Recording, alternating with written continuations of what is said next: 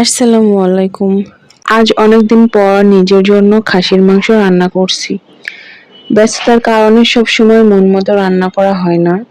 তাই ভাবলাম আজ একটু সময় নিয়ে নিজের পছন্দের রান্নাটা করি।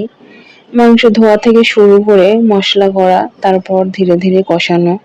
পুরো প্রক্রিয়াটাই আলাদা একটা ভালো লাগার।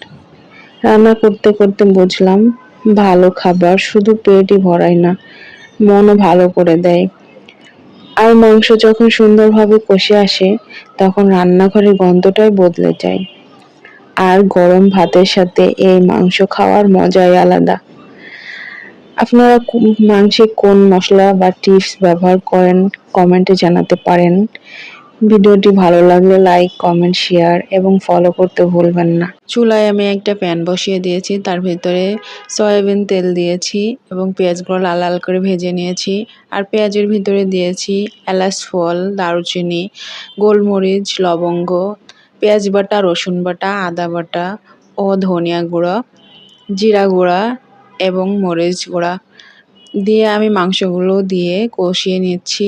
আর এই কষানোর সময় যে এত সুন্দর ঘ্রাণ আসে, রান্নাঘরটা চারিদিকে মোমো করে ঘ্রাণে। এই ঘ্রাণে মনটা বলে যে হয়তো 1 প্লেট ভাত খেয়ে নিব।